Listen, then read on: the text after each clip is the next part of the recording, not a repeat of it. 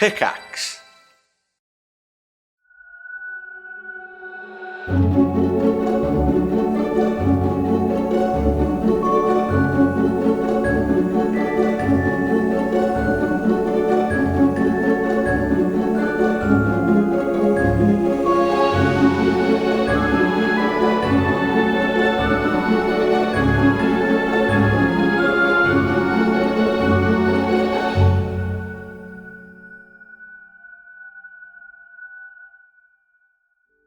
Our Patreon goal for The Cleansing has officially been hit.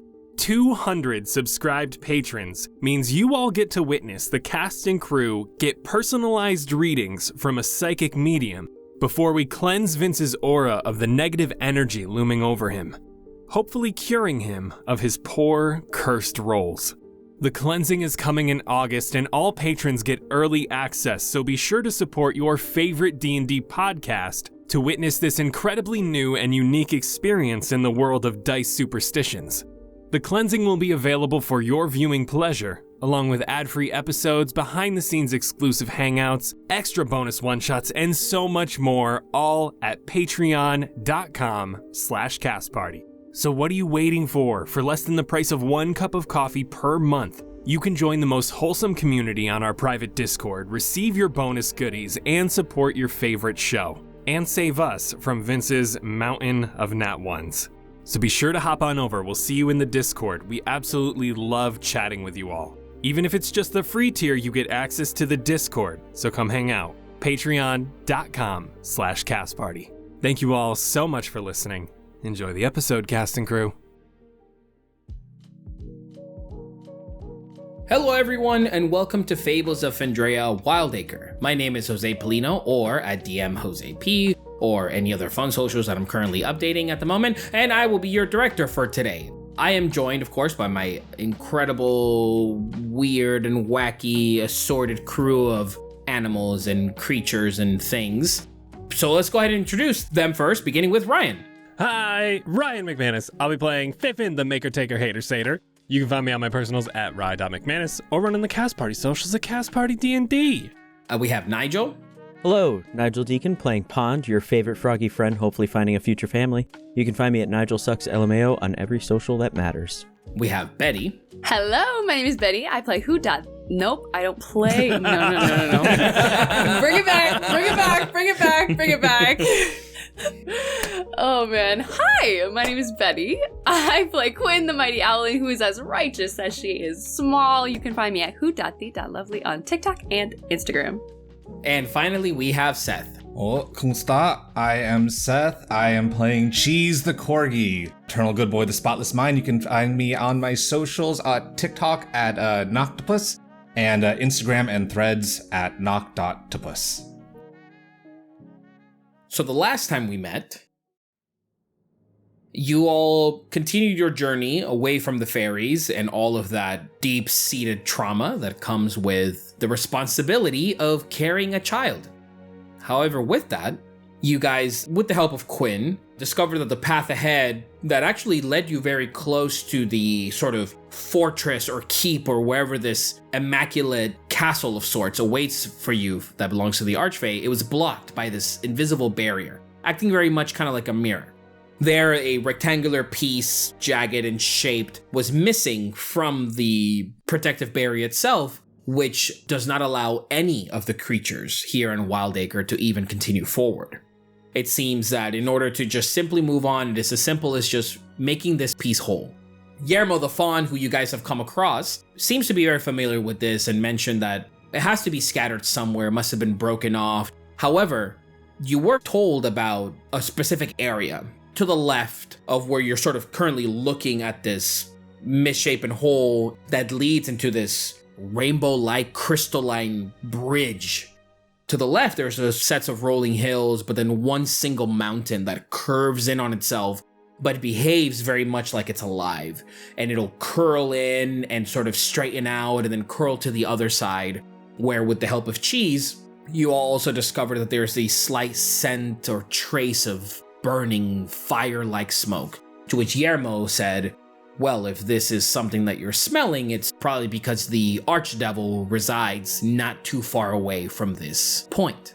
You were essentially told, you along with all of the other creatures, to try and scatter or find where this piece could be. And that's pretty much where we pick up, as the four of you stand there needing to realize what to do next, but knowing that the journey gets closer and closer as every single minute passes in these perpetual, long, sunny days. So the day is yours. What would you all like to do? Is there anything fun in there, Quinn? Quinn is just like, eye to the hole. I see the top of the castle through it, right? But it's dark. You see it, and you would know the name of it. The Nightwell Fortress. I'll pull myself away from the wall. I see it. It's there. It's behind it. I just know we can't get to it. And it doesn't seem quite... I feel something is wrong. Something is off. And I think we need to find the piece to figure it out. Okay. Is it this way? Pond will point elsewhere. It doesn't seem like anyone else wants to go check out that very ominous-looking mountain. I can understand why. Unless that's where the piece is. And that's what we're for. I mean, if everyone else is avoiding it and no one has found it yet, it's probably in the place that everyone is avoiding. You know, you're all making a lot of sense, and I do hate that. But, okay. To the scary hills. To the scary hills! As you're all having this conversation, Yermo, the fawn, peering through, looking at all of you, says, "Could not help but overhear that you wish to tread closer to this Archdevil's domain, which, look, let's be quite honest, probably not the safest thing to do. But from what I've heard, the Archdevil tends to have a fascination with the Archfey. I don't know personally where it comes from, but there is a mutual respect, it seems. So perhaps if you get an audience with this individual, maybe it would lead to not dangerous things. But who's to say? Only thing I will say is, be careful with the baby. That's all. It's just a tiny thing, and that's really hot over there. And were you gonna come with us, Yermo? Oh no! My hooves and my knees are not what they used to. And so you see as he panics and sort of like starts looking around and goes, "Wow, yeah, look, it's so bright out here." And he kind of covers his eyes as the bit of the iridescent shine backs into his face, and he goes, "No, but I can give you some advice." He looks over and he says, "Sometimes in this place we call home, journeys seem to be much easier to accomplish when accomplished alone. But in your case, there are the four of you. If the four of you put your minds together, I'm sure that the Archfey and the Archdevil would have a wonderful time peeking through that endless horizon that we call the mind." It could be 5 though, Yermo. Well, but my shoulder too, I had a battle one time. And also I'm so hungry. Oh, wow. I squint as hard as possible. And when you squint, he looks at you, and just before he kind of looks over, he stops the facade and says, "But I know you can do it." And he winks, snaps his fingers, and he kind of poofs in this like white iridescent poof that then appears on the opposite side by the trees and goes, "I wish you the best of luck, and remember, I didn't send you there, you went there." My confidence is growing for these spooky hills. We'll be fine. Well, I mean, he said there's 4 of us, but do we have 4 completely sane, intelligent brains between the 4 of us is the real question. We have at least one, collectively. Have some faith. Fiffin, when you sort of ask that question, you hear, "And would you consider your brain sane and in control of your own narrative?" Absolutely not, especially if there's people in my head.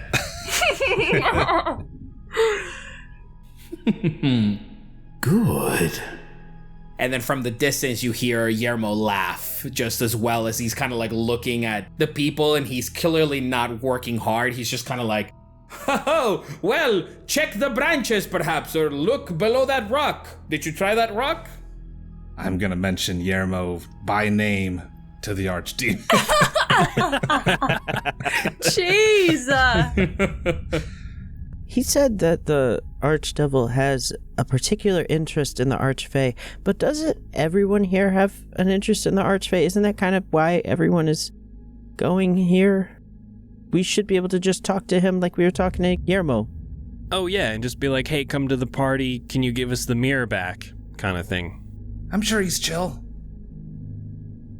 You guys are heading over in the ominous direction of these hills and mountain, I'm assuming. Yes. Yeah. Yes. Believe so. I could get him. I'm just saying it. I could grab Yermo. I could drag him along with us. Why do you want him to come so bad, Cheese? It's not that I want him to come. It's that he fought so hard not to come. Okay. I respect that. You now begin to walk, and it's literally just a split contrast difference. Trees and sort of blossoming, beautiful nature of the breeze and the leaves and everything to the right where everyone is. And just this desolate landscape of these dried up hills, and the ever-setting sunset seems more like a fiery sort of rage when you look upon these hills. But there, the mountain can keep swaying. And as you guys begin to walk, you see above you small creatures flying in the direction of the mountain. Go ahead and give me a perception check. All of us? All of you. 17. 11. 25. 22. For the majority of you, you notice that the creatures that are flying don't seem like the standard creatures that you would associate within Wyldacre. No sort of fairies, no sort of winged creatures of any kind. They almost look like inanimate objects with wings. You see almost what looks like a cauldron with these two smaller black wings as it struggles to fly and get to the very end. And you see perched up on a tree, Quinn, and it catches your eye before taking off, like an automaton, but an owl. A little bit smaller than you would consider like a standard owl, not an actual owlkin. But the creature turns its head towards you, and its eyes focus, and they pierce out and sort of focus on you, and then it takes off towards the mountain. A mixture of objects and things and some form of automaton all seem to be flying in the direction of the mountain, away from the crowd. Does it look like they are coming from a specific place? Or are these like items that escaped or were called away? Or is it just they live here? Give me an investigation check. Can I help action? I also wanted to see if I could tell if he was like seeing us to give a message. Yeah, have we been clocked? I think we've been spotted. Sure. I got an 18. Definitely didn't notice them with the crowd before. You can now sort of see that the wildlife of sorts in this general area are now retreating back. Are we sure we want to invite these people to the party? They don't seem like the greatest of guests. They might scare people off. That seems rude when you've just barely met them. I'll let you do the talking then, Pond. Pond is good at talking. Go to pat him on the back, but then I recoil my hand. I Like, know. His body twists into like a 6 shape. I can do that, but I think they might be running or flying or leaving from us. What did we do? I don't know. I think they're going to tell the Archdevil that we're here. That we've crossed over. Well, that'll make this real easy then. Don't have to hide or nothing. That is one way to look at it. As Cheese, you're carrying Floor, slowly the jasper cracks away from his hands, and he begins to sort of like shake them and move them, sort of like getting feeling back on the fingers. I think Floor's made a little bit of progress. It's about time. Sheesh. At least he can move now. My dude must be stiff. As you guys continue heading towards the hills now, the ground itself, instinctively, without even a surprise, just feels hotter. The space around you just all seems very contrasting of the entirety of Wyldacre, even town and all of this. And for a brief second, all of you sort of think to yourselves like, this doesn't fit here. This doesn't belong here, it seems. It just feels like a puzzle piece from a completely different puzzle that somehow fits, but when you really look at it, it just doesn't. As you're sort of getting a little bit closer, and now you see the mountain before you, the hills even out and become flat to reveal that the ground sinks slightly. Underneath this curling, weird spiral-like mountain, there is a entry formation that has this vibrant red, ominous glow to it. But from the inside, you can hear what sounds like fun little party toys when you were kids.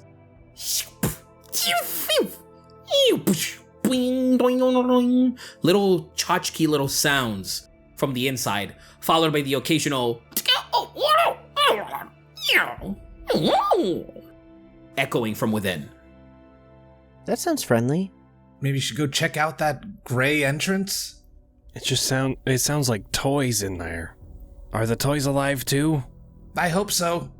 Toys are friendly, right? Maybe not your toys, Fiffin. I don't know if I trust toys from you. I mean, I love my toys, but I'd accept one anytime, literally anytime, but I don't know if I trust them. you know, you have. Everything I've given you, you've never said no to, and I love that about you, Pond. Well, that would be... I would never say no to my friend. Right. This is Nigel staring at Fiffin. Do not betray him.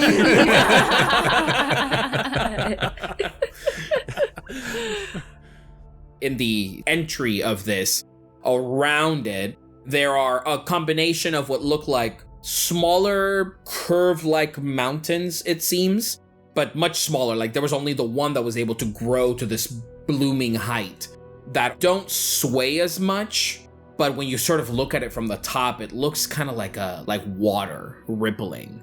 But in reality, it's just these tentacle-like entities, almost, it seems, moving back and forth. There, as you're sort of standing by Cheese, you hear the sound of like ticking, like tick, tick, tick, tick, tick, tick. If you turn around and try to see where this is coming from, there's like a small squirrel-like looking creature perched on the cart where Floor is. Turns to you, its eyes focus in, very sort of robotic presentation. Cheese is wide-eyed. He looks back at Fiffin. Fiffin, I need you to unharness me from Floor real quick. There's a squirrel here. What does that have to do with you? It's a danger. It's a danger to everybody, Fiffin. The squirrel. It's an intruder. It's where it shouldn't be. If you don't unharness me, I'm just gonna drag Floor along while I chase it. That is... Okay, hold up. Just take it easy. That sounds incredibly dangerous. Also, what you're gonna do to the squirrel sounds incredibly dangerous. But let me at least unclip you first. I'm going to squat down a little. No one make a move. He's like jumping up and down, like, get me out of the harness. Tippy taps. Tippy taps. And I'm going to... From the gauntlet, the little green gem is going to glow. And just a little wiggly green, I guess you could say rope, but it's almost more tendril-like, quietly makes its way over as I cast Mage Hand and just have it do clip. And are you ready? Yeah. Clip. Cheese takes off. He's I think at first he's just chasing his own tail, but then like when he realizes, oh, that's right, I have a job, and he finds a squirrel, he is barking his head off. Get off of there! Get off of there! You don't belong there, squirrel! You begin chasing it. I'll say that as you're chasing it, it's definitely not at all what you would remember a squirrel to be like, right? It's not organic in that way. There is almost like a certain malfunctioning lag to it. You hear like springs and all kinds of different metals clinging together as you're chasing the squirrel. until eventually it continues running and then it stops, slows down.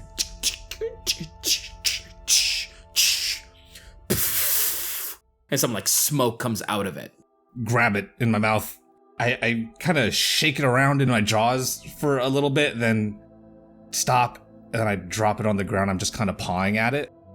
False alarm. I don't think this is a real squirrel, everybody. Do you feel better? It's a craving. It's the best way I can describe it. Are you good? Did you get it all out, or should I keep an eye out for more of those things? Maybe keep an eye out. Maybe the non-metal kinds. Anyways, this thing was hanging out on top of the carriage. Past experiences to learn from. Nothing should be on that carriage. Mm-hmm. Anything that wants to touch that carriage is bad.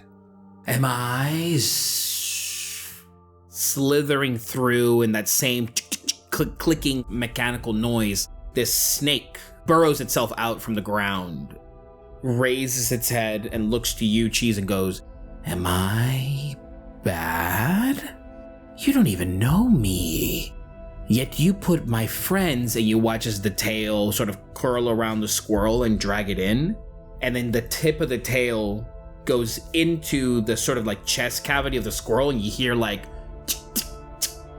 ping, and the squirrel animates itself again, looks over to you, and runs off again. I only think you're bad if you're trying to hurt my friends. And I take off after the squirrel again. Oh, okay, it wasn't enough. Cheese, no. Then looks over to you. Who's the, I would say Fiffin, you're probably the closest to Cheese. Probably. The snake looks to you. That's an interesting one. So I've thought ever since he popped up here. Another question for another time. How may we be of service? You travel away from the path. Yeah, we were kind of forced to. We think it might actually be your fault. Well, not you specifically, sorry. Didn't mean any offense by that. We were told there was an archdevil here, and he might have taken something. You say the word archdevil, and you watch as the snake coil back, like almost like writhing in some sort of electric shock. And then from behind you, you hear as just a fully automaton fashion, a bull. Oh. That word, we don't call him that. Oh, wait. Okay, we're sorry. We don't know him.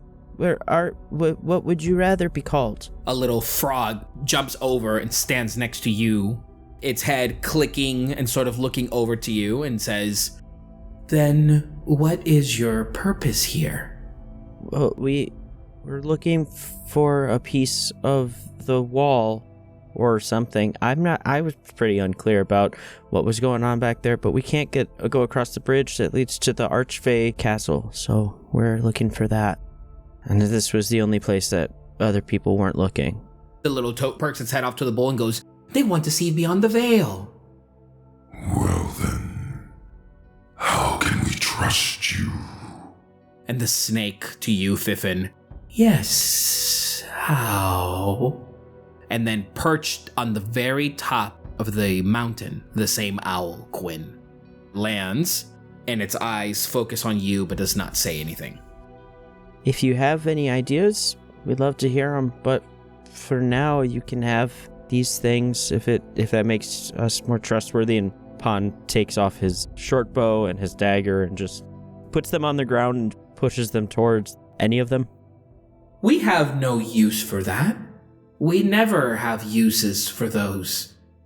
He deals in what you can offer, not material. What you can offer. Does he want music?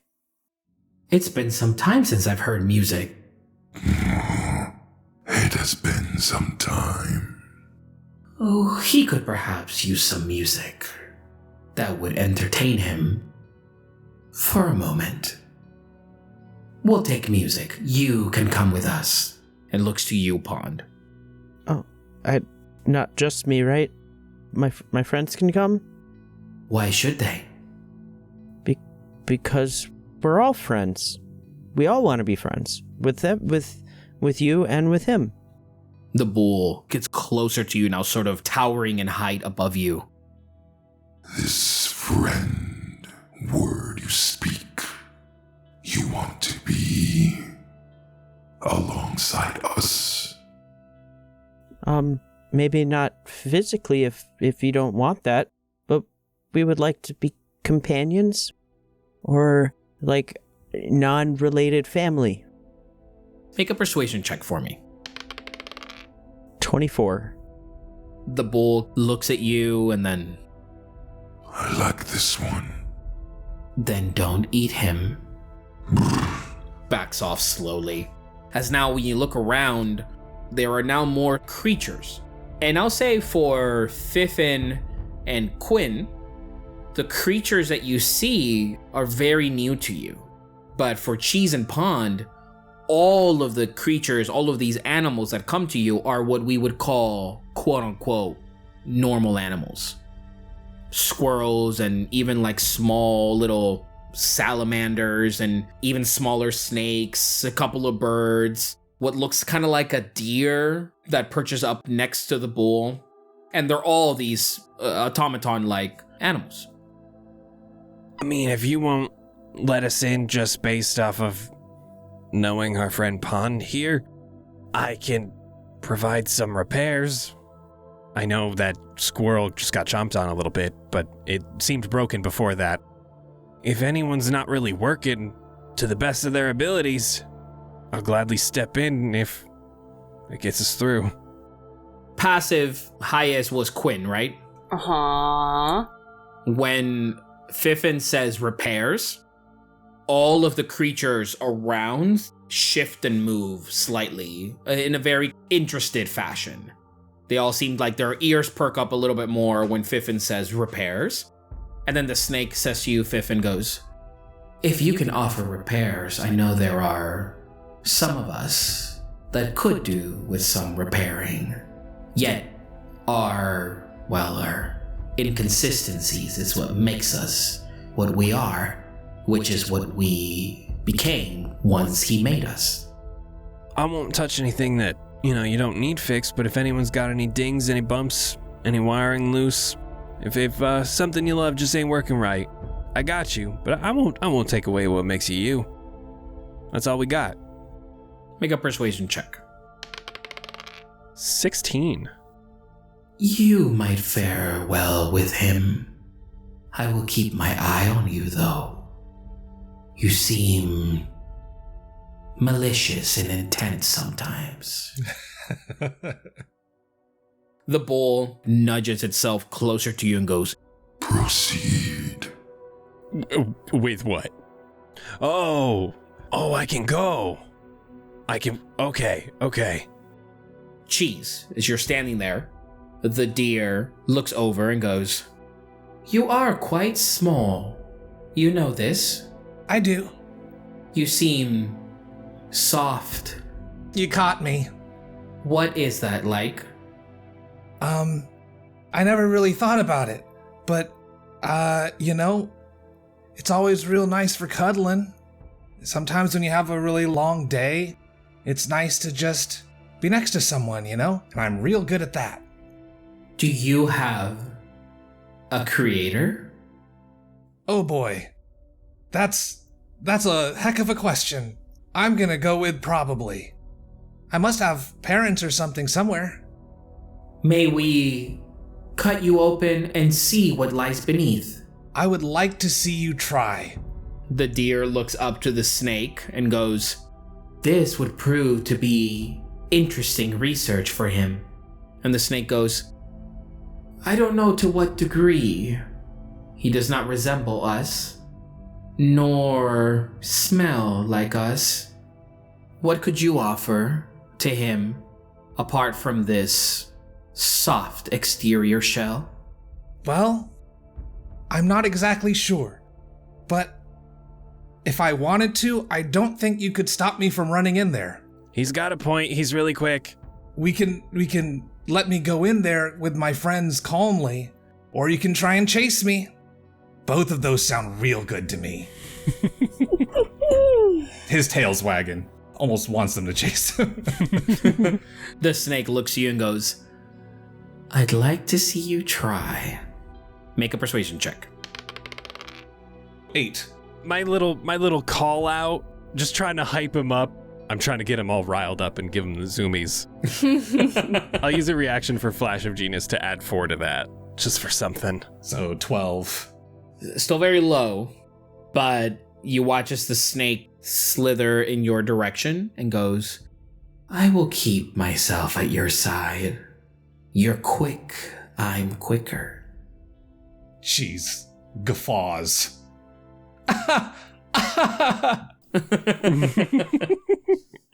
Okay, sure. If you think so. And he gives him just the biggest shit-eating grin. Cautiously, you've been granted access. Quinn, what are you doing, I would say, as all of this is kind of happening?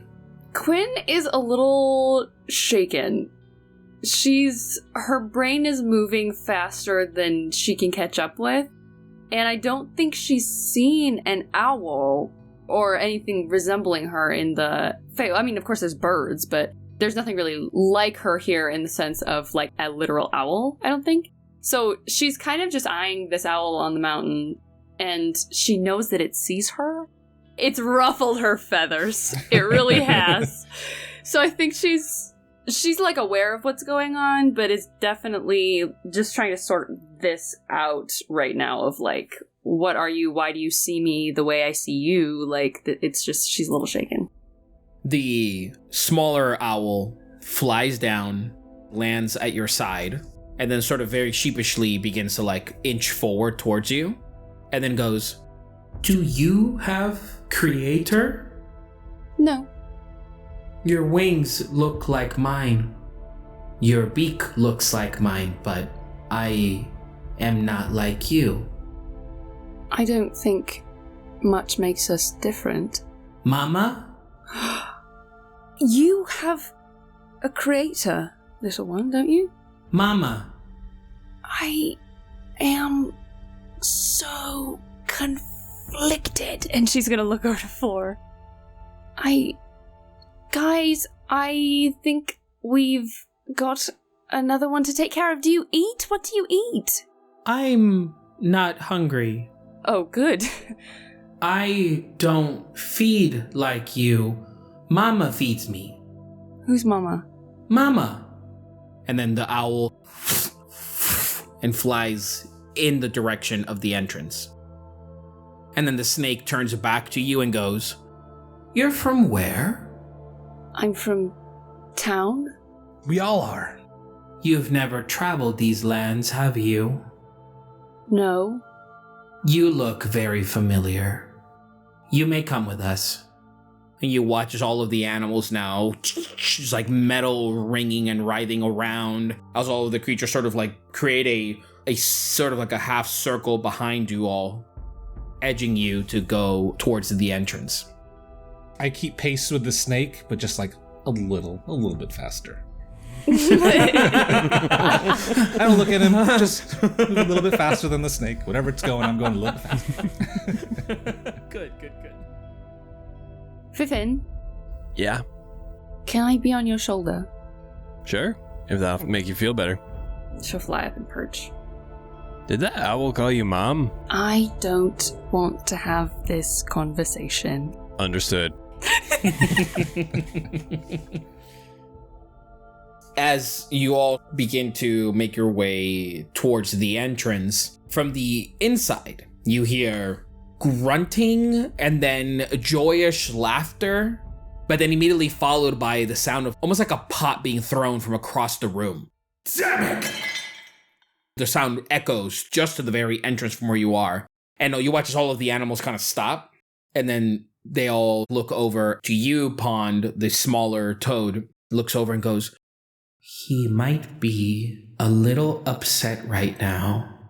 Don't take it personal. He'll like your music. I hope we can help. Hope you can play good.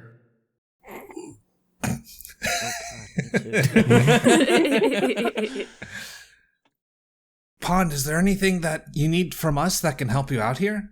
How do we help you with your music? Backup dancers or backup singers or...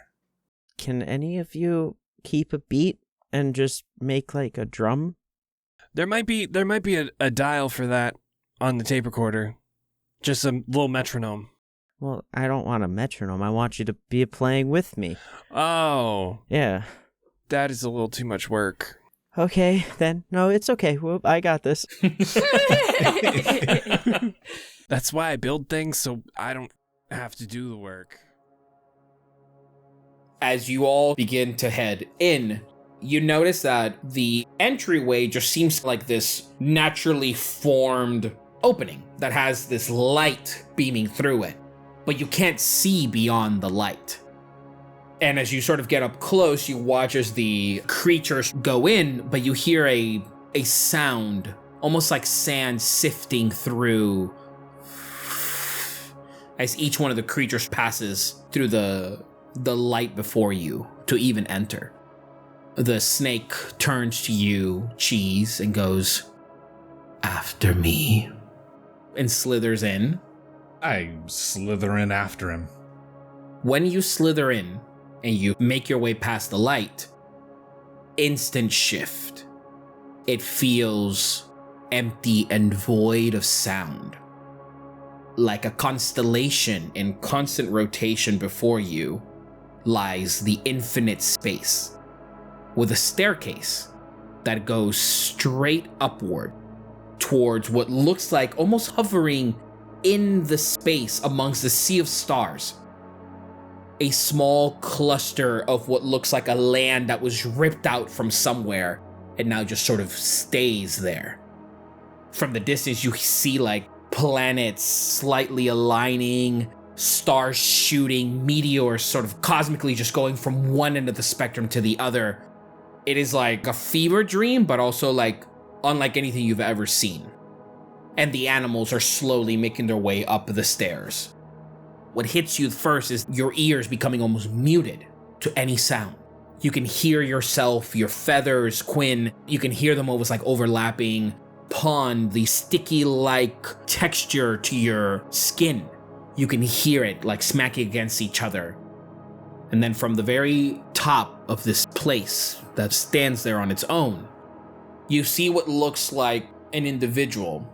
You can only see one half, but seems like fairly pale skin, what looked like a horn, but broken entirely. Human-like features, very tiefling-like-esque, and no hair. The hair seems almost as if it was burned off. However, you can see that somehow more hair resides on the other part of his face. Dressed in what kind of looks almost like elegant attire, sort of like layers, a vest of sorts, but it is ripped and torn to shreds. Looks like somebody that is probably not meant to be alive, but in the space sort of seems to be like mixing something and then taking a powder, throws it up towards the sky. The powder poofs into like a green-like substance that then falls heavily. And he takes the little vial and he throws it up against the empty space of infinite stars. And you hear like a glass shattering. Damn it! We have guests?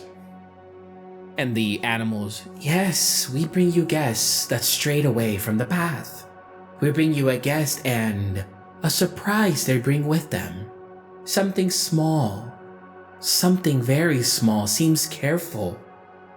You watch as the individual now, as you guys continue to head up the stairs, turns around, but as they turn around, you see perfectly in the center of their entire body, another being. This one resembling that of like a devil. Burning red skin with these vibrant yellow eyes, a horn that comes up to such a curling degree over its head, but the skin in this vibrant nature also ripped and torn and damaged. Both aspects of this tiefling-like humanoid side and devil-like side are coinciding in the middle, like a quilt.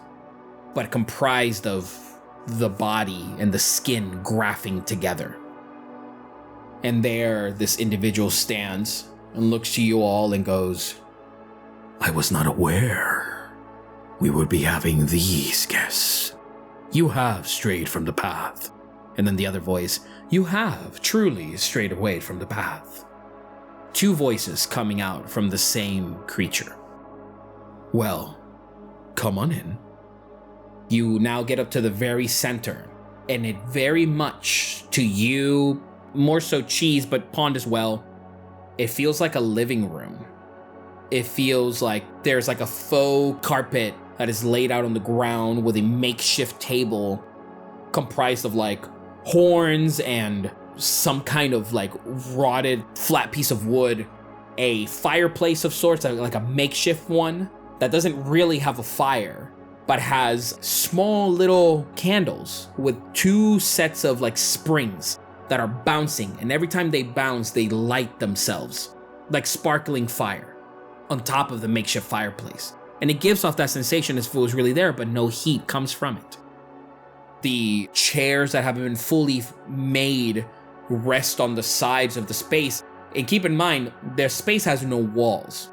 It is just infinite. So all of it seems to be crammed in this little piece of land that is floating in eternity. Once you get up to the very top, the owl bounces up in the direction of this individual and goes, Mama? And the devil-like side come down and pick up the owl by the finger and then raise it up to its eyes and goes, Your mama is busy right now. You're okay. And then places the owl on its shoulder, and then the owl nuzzle and then power down, but remain perched on the shoulder. Wish you could do that, I whisper to Quinn. I stomped on him. So you arrive and there's really just nothing. It is just kind of like a table, a couple of makeshift chairs, and that's pretty much it. Hello. Just sorry to bother you. No bother. My friends and I were looking for something that's missing. It's kind of like a big mirror piece. How far have you strayed from the path? I don't know if I'd say we strayed. We kind of came here on purpose. No. How far have you, Cheese, strayed from the path? How do you know my name? I've seen you for some time. Your home is not here. Your path has formed anew, hence straying from the path. I'm trying to find my way back to it, but I've been trying to also enjoy the people that I meet along the way. Don't tease the small animal. The sort of gentler-like voice emerges. It doesn't know where it is. You can't be that cruel, can you? Creatures must stay in their path in order for life to continue. I've seen, or dare I say, I've seen in some time, creatures that resemble this one very much. Intelligent and beautiful creatures. Presents its hand to you for you to sniff. The tiefling-like, semi-charred hand. Give it a good whiff. Takes its finger, boops the top of your nose, and goes, Yes, it is still a little wet as I remember. That life you remember is not the path. Paths is all you ever talk about. That's the thing with you. You never are direct with your communications. You only seek one single purpose. Perhaps it is why we landed in this mess in the first place. The other creature doesn't respond. And one single unison voice that mixes the two. We have guests. We shall treat them like guests and probe their minds later. Does that sound like a good deal? Never acknowledging any of you, only looking at his creations. And the creatures just nod and look ever longingly in his direction. He watches, he says, Please make yourself comfortable. And in that moment, almost like crashing in, Another formation of land crash and mold itself into the one that you're all currently in. And in that one, a much sort of regal-like, bigger chair is there. And he begins to walk over and he sits. But the chair that you see on the back that now is sort of hidden once he sits, it's like a tree in the very center that sprawls out in like a whitish texture, but seems like it's been stained for years. The chair itself just doesn't also look very immaculate and regal, but it has a bit of history to it. As he sits, two wings emerge from his back. One black, red, burning and charred that rests easily on the ground. And then another pure white, beautiful white feathers, but the occasional charred one that rests on the opposite side. Well, you seek something from me. My apologies, let me introduce myself. I am what some of you have called, with no offense, the Archedevil of Wyldacre. But we don't like to use that word here. We like to use ones that ring true to the ear. My creatures call me Papa. Others call me Creator. While others simply call me Osmond. I like that one. It's a pleasure to meet you. Nice to meet you. It's wonderful to meet you, Uncle Osmond. Can I call you Uncle Osmond? You may. You spoke of a piece missing from the veil. It is impossible for that to break, yet it has broken, and I have been made aware. I've been made aware of this for some time now, but unfortunately I cannot help you. Because you don't know how, or because it's impossible? I know how, but it is quite impossible. That is the worst possibility. Why?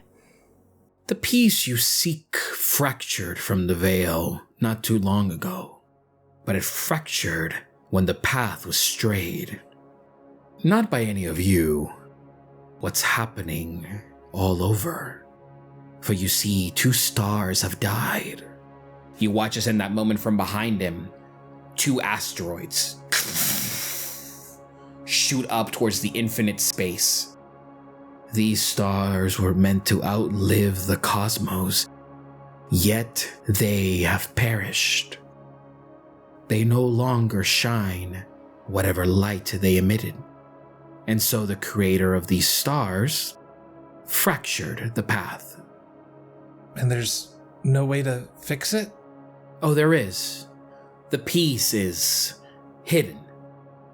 I unfortunately cannot retrieve it. Because you can't, or because you don't know how? Because I can't. Oh. But you are also weak. Hey. The other voice comes up and says, you are weak. You do not tempt the fates. You can go for it. Show everyone what you are capable of. But that would mean a demise for us both. We cannot do that. We must bring a balance. We chose this path. And it was a weak path. And the individual sort of comes to and goes, I will not have this conversation in front of guests. Apologies. I am divided. My path was fractured a long time ago. My position, my ranking, my goal to be this was forged by me. Only me. So pardon my other halves. They mean good in some instances. But I know you wish to speak to the Archfey. However, the task that must be accomplished cannot be accomplished by me. I weigh the scales. I see life here, apart from the 9 others that reside within the 9 hells. I am my own entity here. I will choose to be my own entity here. And for that, I must keep to a code that all life in this Wyldacre is sacred. Especially that one. Points over to the baby. You have all done an admirable job at keeping this creature safe, and I commend you for that. I see your scales before me weighing rightfully and just. However, the path you now seek will turn your hearts to darkness amidst all the chaos. Where are you from? And looks over to you, Quinn. I am from town. Town. I've heard of the place. There since its creation. It's just you. In town? No, it's, all kinds of people from all kinds of places. No. I mean you. It's just me. You look very familiar to me. I've seen you before. You catch my eye when you fly through the skies, yet something about you rings true. In here, and points to his head. You've inspired me somehow and I don't remember how. Apologies again. I don't retain things as well as I used to. Mind being split and all. Have you ever left this place? Many times. Many times. I now reside here because the path is strayed too far, and I am too scared. Weak, you hear the other side say. I'm too scared to head out there again. I wish for an audience with the Archfey, yet the veil does not let me pass either. Once the veil is fixed, perhaps I could grant an audience and warn the Archfey of something. But in the meantime, I must stay back. What do you need to warn him of? Personal matters. Why did you choose to take on this baby? He needed protecting. Protecting? You think you'll receive an award when you turn it in? No. You think you'll receive something you're missing? No. I've seen you before. I have not seen you. I recognize you. You wouldn't stop pestering. And then the other side goes, It cannot be, that was a long time ago. This is not the same individual, this is but a creature, resembling that. The right hand of the Archfey forgets things, and so shall we. And then the individual that comes to center says, But we are not the right hand of the Archfey, we are our own individual beings, and we do not respond to him. Quinn, what do you look like? Can you describe to me again what you look like? Quinn is like your typical barn owl, so she's 3.5 feet tall, pretty stockily built, has these like gorgeous white going into kind of golden feathers, where at the very tips of her wings they go into kind of like a lilac blue at the very tips of her wings. The face is framed with the gold, and she's got her little satchel and things and her little monocle that she kind of keeps tucked up. She's got some floofs at the top of her head, and she's kind of flared right now. Her feathers are kind of like whew. As you're all having this conversation, you hear from the distance wings as from the space sort of emerging through and landing at the very top of his chair. A owl, automaton, but with pieces, organic pieces, making up certain parts, resembling Quinn very much. Much more adult in presentation, but one eye organic and human while the other split down in a very jagged but beautiful formation, another one. And the feathers resemble that of Quinn, and the general shape, it's almost like you're looking at Quinn just a little bit bigger. And you watch as this owl stop and hand what looks like a small piece of twine or string to Osmond, who grabs it, and when he does, shoot, from behind him, this gold thread lights its way and goes, Thank you. The peace you seek lies beneath a creature that I cannot kill nor pester. This creature is ethereal, born out of the stars itself. The creature's under my protection. However, the creature has been influenced by something dark. Now, if you wish to engage with the creature, have a conversation, or flat out behead it, then that is the way things will be and the path will be formed. It is your choice, but I cannot interfere. We, of our design, cannot interfere with the path. We can only watch over it. And he takes the gold string and he places it in the space, and it just kind of hovers. And it just looks like one single solid gold string that just stretches all throughout the infinite space before you. It is under my impression that someone was to perform for us. We had a music arrangement. I haven't heard music in quite some time. Will it be you, Pond, that will be performing for us? You did an admirable job with the fairies. Truly commendable work. I guess I shouldn't be surprised that you know my name. But yeah, I'm ready with some cheesy accompaniment. Accompaniment. Sorry. I like the first one better. So good. That was so Pond. That was so Pond. He's nervous, okay? Well, then perhaps, maybe after, to lighten the space, you might be able to rejoice us with some of your music. Okay. But what do you want? The sort of other side comes up and goes, You toy with music and tones. Touch. Careful touch. Is that what you crave? I just want to make people feel good. You could do so much wonderful harm if you really wanted to. I don't. I want to make people happy, and maybe someday I can find a way to give people. I can't hug anyone. I want to be able to hug people Then and touch Fiffin. Whoa, No. not yet. He did turn into a frog at one point, and then he did hug me, and I was still kind of nervous.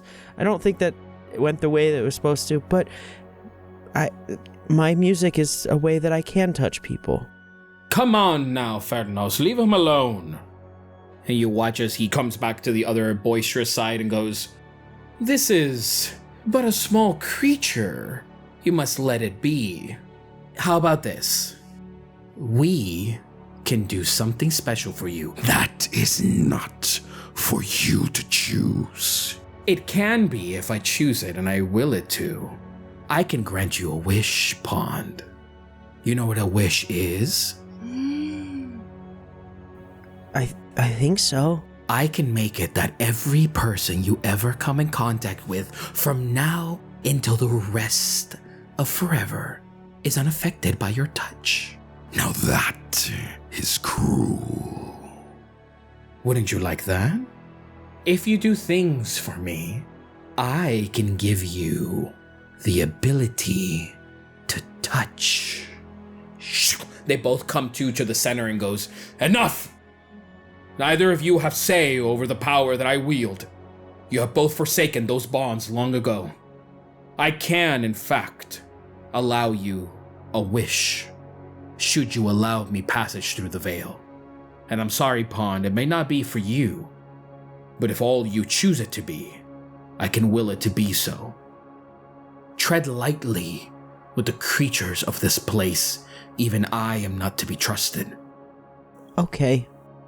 Osmond looks around and goes, Sorry, I believe we tend to get out of control every now and then. There is a corruption overtaking this creature. The peace that you're looking for was placed under this creature by some form of dark magic. I can see it, but it is shrouded in this.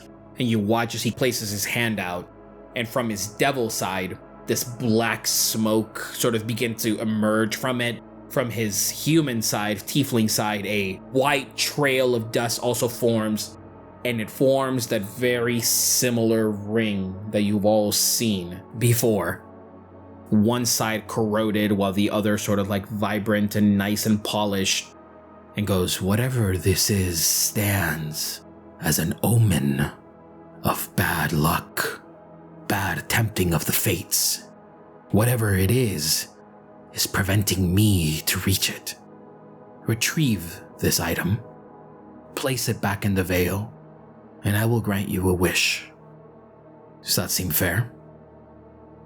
Yes, but I do want to put it out there that we probably have more important things to wish than me being able to hug people. Just putting that out there now. Just don't feel bad about wanting to wish for something else. Selfish is what you can be. No, sir. I don't want to be selfish. And I hope that I don't offend the memories by saying that. That is noble of you, Pond. And then the other side, the sort of boisterous one, come out and goes, "But you could be a little selfish every now and then, couldn't you? What harm would it do?" I think technically I have the capability, but I've never had the desire, so maybe I don't. It's okay to treat yourself every once in a while, Bon. You deserve it. But my favorite treat is hanging with my friends. Okay.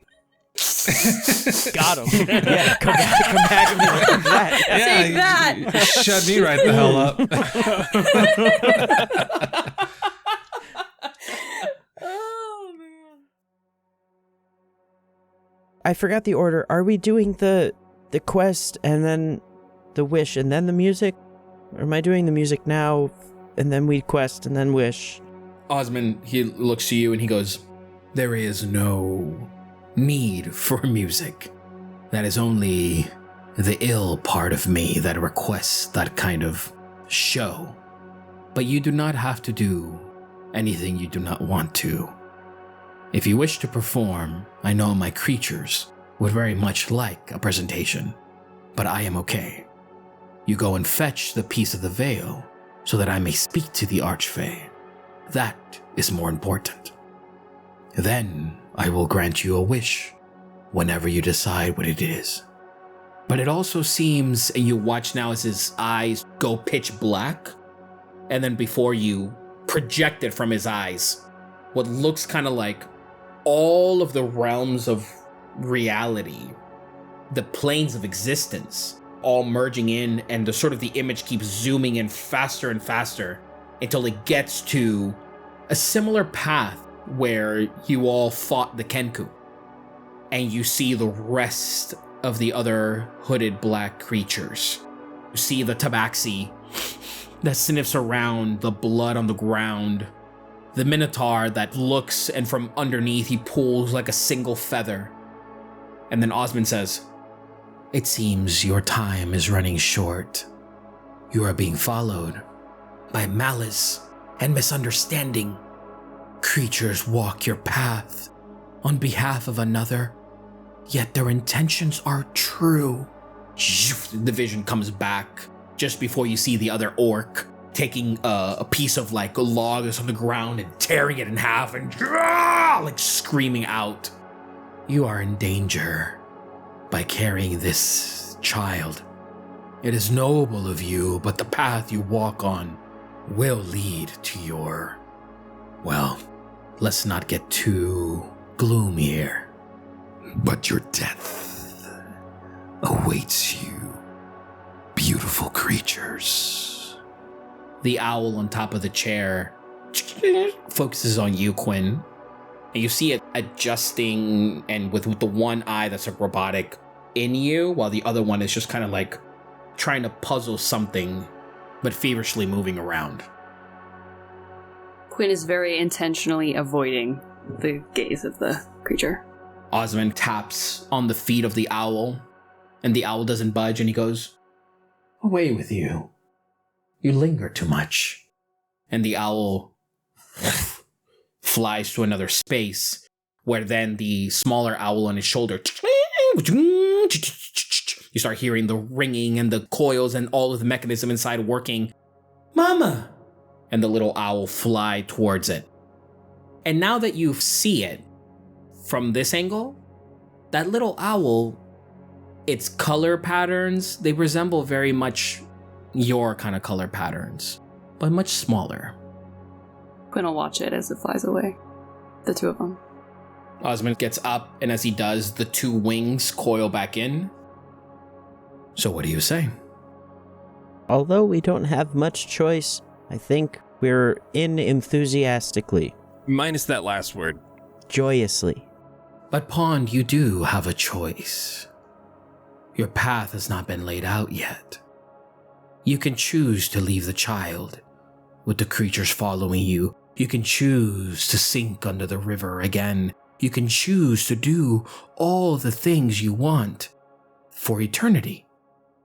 No, that doesn't sound right. This is more important than not doing anything. So are you noble or careful? I think friendly is the word I'd prefer. I like that word. Friendly Pond. Can't even touch his friends, the other voice says, and the other one, quiet, and looks back to you. Very well. You will follow this thread. And he now picks it up again, and he presents it to one of you, whoever would like to take it. Quinn will bop forward. Stops and looks at you, holding the golden thread, iridescent and shining, and he says, "You will find your path in the darkness with this. Whatever means to block the path will try to tempt you. Hold on to this, guide your friends, and you will find this broken piece residing under the creature. Do what you will with the creature, so is the way of Wyldacre. I will take care of the rest. But remember, Quinn, exactly who you are." And he places the thread on your feathers.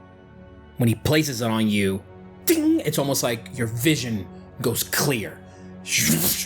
And from before you, in the infinite space, you see the golden thread that weaves as almost like a rock path of land, misshapen and misconfigured from all throughout everything. It's like one is like a mudded path, the other one's like a forest, the other one's like sand, like a desert, and it all just sort of like combines together and crash into the space. And he says, "Now you can see the path, can you? Yes. I know who you are, Quinn, and I'm sorry." And he gestures over in the direction, and then you hear in your head, "Interesting. Now we're following the Archedevil. Much more friendly than the last time I spoke to him. Are you sure you want to follow this path?" I'm going to turn to the Archdevil. Stole them, if you can. "Who? The creatures following you?" "That is their path. I cannot stray away from that. Their single focus right now is their hands wrapped around this baby to deliver it." And then now you see, sort of like from behind him, as like a cloud of smoke present itself. Like a lion sort of silhouette roar in the distance, taking almost what looks like, in a very violent fashion, almost what looks like a body and ripping it in half. And just roaring, and you just see the silhouette of this. And goes, "Misunderstanding is what guides their path. Your path now lies ahead. Perhaps when you return, I can wish for them to go away." I'll just turn back to everybody and just hold my other wing out. Well, our path awaits. Okay, like Fiffin said, we go enthusiastically. Yep, my exact words. Direct quote. That's how I remember it. Cheese gets up off of his back. I think he was expecting belly rubs but that never happened. And he latches himself back into Floor. Oh, I'm ready whenever you all are. Why don't I get a wish? I'd like to say in my head, as we all kind of prep to leave, Quinn's gonna kind of look back to where the two owl figures left. You have your path. This is ours. And turn back, waiting for everybody to kind of be ready to scoot. Fiffin, you take note that the automaton mama owl has not stopped looking at Quinn. And then Osmond says, very well. Journey on. And you begin to take your steps. As you do, you still remain within his kind of home of sorts. And then you step onto one rock. When you do, everything behind you goes back to that same void, quiet. And then you see them before you, the different formations of land that make up the path, and you begin to walk. All of you, as you're walking, notice the same sort of muddy path, almost like a rainy forest path, a sand, just all different kinds of worlds almost colliding in this space. Now, as you journey forward, you begin to notice that the sky and the space around you, the infinite sort of starry night, which is the first time that you've all truly experienced a darkness that doesn't come from sleep. But you see all of the stars and lights and cosmos kind of wash away as this black smoke begins to crowd around the path. From the smoke you hear, Fiffin, come on, do us a job. One job, simple. Help me out here, come on, won't you? You help your old pal, wouldn't you? Familiar voices that you've heard in the past calling to you. And here I will ask of each of you, what are you all thinking in this moment about your purpose in all of this?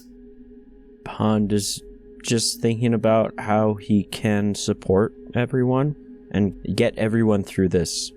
Do you have anybody that comes to your mind? Right now, it's probably Quinn. She's got the thread. Pond would have noticed the strangeness between the robot owls and all of the things that the Archdevil was saying. He noticed that Quinn was probably a little uncomfortable, a little focused. Quinn, what are you thinking about in this moment? Quinn is feeling a little purposeless in this moment, in the sense of her whole gig is to protect these people. And it seems more and more likely that she cannot do that as they proceed forward. And so she's wrestling with that and with Floor and with what she's just witnessed. And her mind is, she's just like, it's blank and stuffed to the brim at the same time of like all of these memories that she didn't think she still had, and wrestling with what she had just seen in the two owls, and is trying to come to some semblance of a goal, of an end result, of a plan, and that's kind of where she's at. Cheese is sort of tapping into some of his toxic masculinity, and he's just pushing everything down right now. I think that there's a lot of things on Cheese's mind, some ideas about the possibilities for his future that is a little bit worrying to him. And right now, all that is getting packed into a suitcase. It's the last day of a vacation, and he's just shoving everything into a bag. And he's keeping that bag zipped up. And right now, the only thing that Cheese is just sort of like a mantra is get Floor to the right hand. Get Floor to the right hand. Punch the Archfey, or bite the Archfey. That's all that he is trying to keep a handle on right now. And Fiffin is very confused. Fiffin woke up and thought he was going to a fun festival with everyone from town to enjoy some festivities and food and drink and be merry. And now he is faced with a potentially life-threatening quest, all to protect something that he doesn't understand and has really no stake in. He's trying to muddle those thoughts with Quinn being so determined to get this baby where it needs to be. He can't leave and go back on a friend. He wants to, and he's considered it, but he knows he would be reprimanded if Quinn made it back too. Then we will begin with you, Fiffin. As you guys are walking in this space, Quinn, you see the path before you, but it is very obstructed. The fog is a little heavy. And one by one, you all begin to be sort of blocked away by the fog in front of you. It is just like a cloud of darkness. You still feel yourself hanging on to whatever capacity you're holding on to each other, but you cannot see the other individual before you. And then Finn, you blink, and before you, you see town. Beautiful town. The Tiempo Street. Boom, boom. Everyone gather around. Today we celebrate the mind, the spirit, the heart of Fiffin, our creator. What? And you see now around you, you're by yourself, living in the space. And you see a stage where all of the citizens of town, Cheese, Pawn, even Quinn, are nodding to you. And you see a centaur at the center of the stage, very regal looking. Come on, Fiffin, claim your prize. There is such a curious, befuddled look on Fiffin's face as he slowly walks up to the stage, but not before looking to his left and to his right and behind him and on his shoulders. If everyone's gone and somehow up on stage, I guess he just trots on up. You look around, and each one of the citizens, all of these wonderful, beautiful, fae-like creatures looking to you that are smiling, and they're sort of clapping to you, and they're all saying in unison, Omen, Omen, Omen, Omen, Omen. Oh no. And you begin to walk up towards the stage, and you watch as the centaur come up and he says, Now, everyone, please, a round of applause for our bad omen. And for a brief second, you sort of like register, and then you look back and he goes, Now, Fiffin, what do you have to say to everyone? You watch now as all of the people are looking to you. And before you, I want you now, Ryan, to say, if Fiffin could build one thing, truly one thing, what would that thing be? A treehouse on top of the Tiempo's tree. And a dial for the bell, so he can control it. You see it before you, behind you. Now sort of like at an angle, everyone can just see you in front of the Tiempo's tree on this stage. Everyone here celebrating you and the treehouse that you have built at the very top. And there at the top, at the foot of the house, is Floor, holding on to like the door frame, laughing and looking. And then the sort of faux mayor of sorts looks to you and goes, Come on, Fiffin, the people are waiting. Do as a good omen would and tell the people what they want to hear. What a great day to receive gifts from me. Clapping. Omen, Omen, Omen, Omen. Not me. Thank you for being a part of town and for breaking your own things and giving me purpose. Purpose. They all begin to clap, but it is a very jarring distinction from the presentation of the face versus what's coming out of their mouths. Cheese.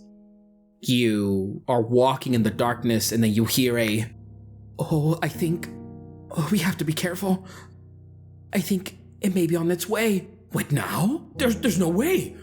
This is impossible. And then you sort of see the space sort of like shimmering before you, and that same city square where you walked with in that previous vision is now empty, save but a couple.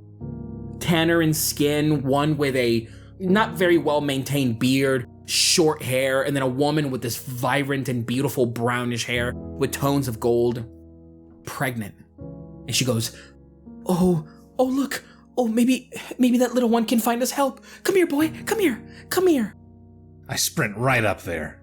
You smell like you need help. Bark, bark. He's just barking. You know you're speaking, but all that comes out is barking. The male before you sort of looks over and goes, honey, this is just a dog. We can't expect him to take us where we need to. We need to see a cleric. We need to see someone that can help us bear this child. Then she goes, we have no money. We have nothing. How are we going to? Oh, okay, we have to get you somewhere. We'll figure it out. And they sort of pass through you, dissipate into like smoke. And just as you turn around, you now see them in a room. And the room is common-like, but where some form of medicine is definitely practiced, where the delivery of this baby is happening. And you see the man hold onto the woman's hand and he goes, now come on. You can do this. It'll be okay. And the woman, she's like, I don't think I can. Oh, look, it's the dog. It's the dog again. Come here, boy, come here. And then the husband goes, don't look at that. Just please. It's probably a bad omen. Just focus on me right now, please. Sweetie, please. What do you do, Cheese? I get closer. I'm gonna hop up on that bed. You come up on the bed. You see a couple of individuals that step off, a bluish tiefling that arrives at the very front of the woman, and she goes, okay, now be still. We will be able to get you through this, okay? It won't be that bad. And she goes, I'm sorry, we don't have any money. And she goes, it'll be all right. We will figure that out later. Right now, what you need to do is you need to push. Okay. As Cheese, you're sort of standing by, you look over and the man begins to cough up what looks like your similar black tentacles out of his mouth. And they sort of like begin to like hover over the woman. And then the woman, she doesn't see it. You can see this because you've seen these tentacles before. They're very much resembling yours. And as he's looking, he like tries to force them back in. And as he does, like from his face, like a small little 4 sets of like small horns protrude, and then he tries to cover them up. The woman, she goes, okay, I'm ready. And then she reaches out to you and she kind of grabs the scruff from behind your neck very gently, but she just grabs it. And then the tiefling that is helping deliver the baby, she goes, okay, I need you to push now. I need you to make a Constitution saving throw for me, Cheese. That's a 13 on the die, plus 1, 14. As you're sitting on the bed and you see the woman now sort of push, the man sort of lets go and the black tentacles come out and you feel them from within you also emerge from the darkness created by your shadow. And the tentacles curl up all around and they begin to merge with the other. As you hear the woman shout and scream, ah!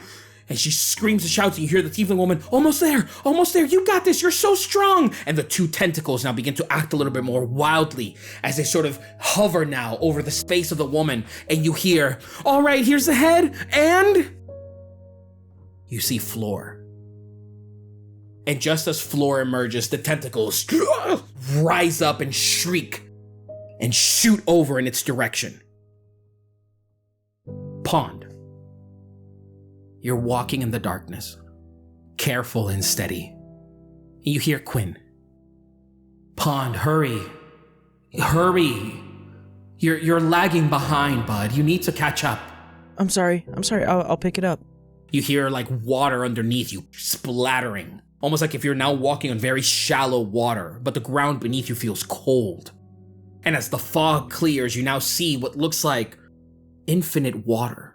And land masses forming and shaping all around, and lily pads everywhere, with all kinds of smaller toads and frogs and creatures sharing these spaces together. Quinn sort of lets go of the twine from you, but you still feel like you're holding on to something. She lets go and flies off. She goes, you're much too slow, and flies off.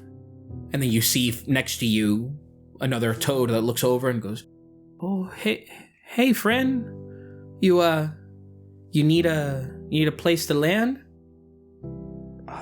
No, I have somewhere I need to be. Thank you, though. Well, you're here. You're home. I don't think so. I think so. You can call me Pond. And the toad reaches out to you, doesn't look like you at all, but says your name. And then from the distance, another one goes, you can call me Pond. You can call all of us Pond. We live a good life here. You can live a life here too. Thank you. I don't think so. No, this doesn't feel right. Are you sure? You know, we here can touch you. And you watch as the frog places his hand on your shoulder and begin to like melt and wither away. No! Oh, no! Sprinting, like trying to sprint. You sprint, and everywhere you sprint, you sort of can see still Quinn flying off in the distance, keeping up pace with you. And she goes, you're much too slow, Pond! And everywhere you step, the ground burns around you. What is home for Pond? Now it's kind of the pond in town. It's probably where he thinks of his home. You continue running until you sort of come over a small little hill, and there, that small, beautiful pond, the Rainy Hills Pond, there before you, with the beautiful shimmering red and blue crystals that make up its outer edges, the Tiempos tree looming in the distance, you're home again. But the pond itself begins to be slowly drained. And you see all of the fishes trying to sort of like stay within the water as you just hear like a sucking noise, and all of the water begins to be drained. All of the lily pads, the fish, and all kinds of other creatures that require the water now just sort of lay lifeless. And Quinn land in front of you. If only you had made a good wish, Pond. Can you imagine what life would be like? You could have wished for so many things. You could have been selfish. You could have been able to do everything if you wished it properly. No, that I wouldn't. It's not. I wouldn't have done.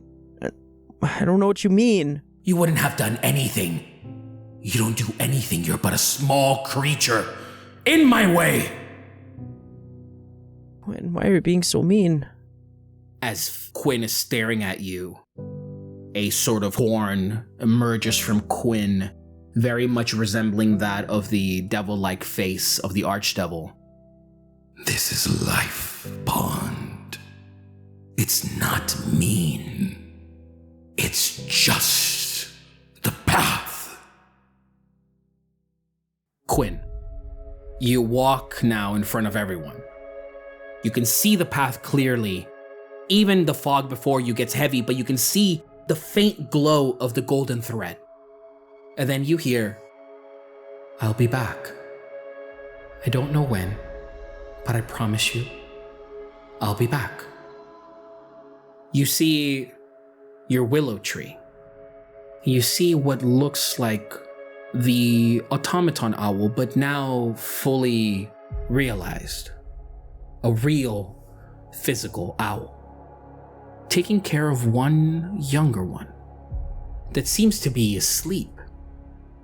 And she stands in the willow tree and she says, I have to go, but I know you'll be okay. I'll be back, hopefully before the day's end. And you watch as she gathers by your bed like small bits of food, sets up your little nest nice and tight. But they need me. And I have to do this. I love you, Quinn. And I'll be back. You watch as this motherly owl merge out from the willow tree and begins to fly. And then the little owl wakes up. What is the little owl saying, Quinn? She's tiny. She's super scraggly. She's got like half molted feathers that are like just weird directions, and she's just trying to like shake sleep off of her. She will say in almost the exact same way that the other automaton did, but she'll just wake up and kind of shake the sleep off of her and go, Mama? Mama. And that's what will end tonight's episode.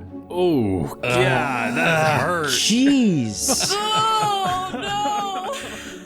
Thank you all so much for listening. Catch us in 2 weeks, where we'll see if the darkness can truly overtake the hearts of our heroes. I can't believe you'd be so mean to Pawn, Quinn. Kick me out of the group. That was so mean of me. What the Fucking heck, dude? rude. Oh, man. Oh.